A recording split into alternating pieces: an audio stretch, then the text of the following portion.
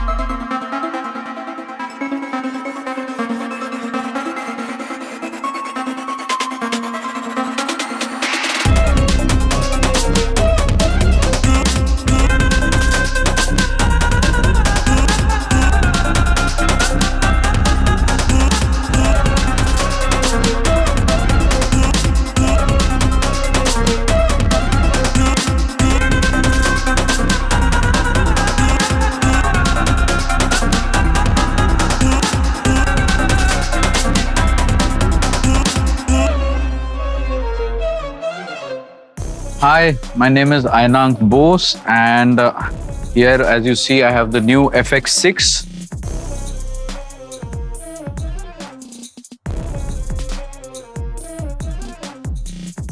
And if you've enjoyed the video, this is the time we speak about the camera.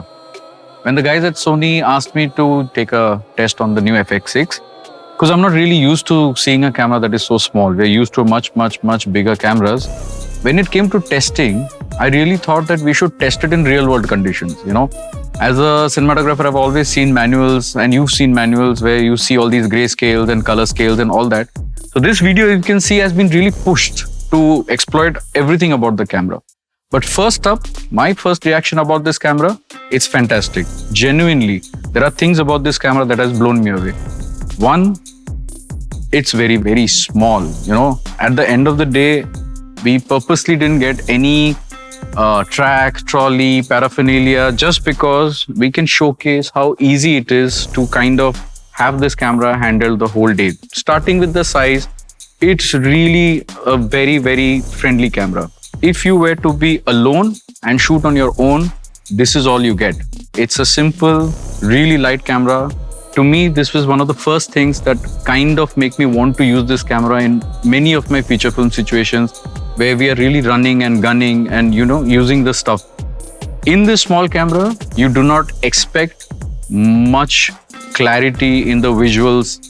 And I would say it from experience that, you know, every time you have a smaller camera, you do tend to have some kind of cost cutting it is, or whether the technology doesn't support it. I don't know what it is.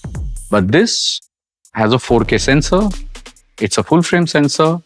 And I was also lucky that this 1635 has also been given to be tested. All I can say is, if you see the videos, 90% of the shots were shot with just this combination. This camera, this lens, nothing else. Why is it a great one-man camera? It's got complete autofocus. If it's just catching faces, it catches it brilliantly. You just don't need anybody else. You're a one-man army. You get everything on the autofocus. You get everything that this lens can do. The other thing that's really nice, this camera that is new, is the S Cinetone that has been introduced by Sony. I have used it once or twice before when I have used the Venice, and they have put the same Venice feature of the Cinetone color space into this camera. That is the other thing. I mean, it is really mind-blowing, for lack of a better word, because the visuals I saw, it looked as good as graded. What you see is basically as good as what has been shot on the camera. And as a cinematographer, the first thing that you feel that a sensitive camera may not handle highlights. But this is a true dual ISO camera. It can handle highlights like nobody's business. In the test, we've taken shots where there is no lights and just a fire. We've taken shots where we have really burnt out the light in the back. We've taken shots where I have mixed colors. There is a red color phone booth and a normal skin tone. There is nothing that this camera didn't handle which I have not been used to in a camera that is way more expensive or way more bigger. And that, I think, is going to be the key selling point at this point of time, where you have a camera that does everything that we are used to in our professional setup. There is something about this camera that I should speak about even though I'm not too tech savvy. And that is, this camera is having a dual CF Express card. Now, the other thing that is also really good with this camera, unlike any other professional cameras that we use, is that at 4K, I was able to do 120 frames per second. And just to push the camera, on HD, we pushed it to 240. And it holds colors, it holds black so beautifully.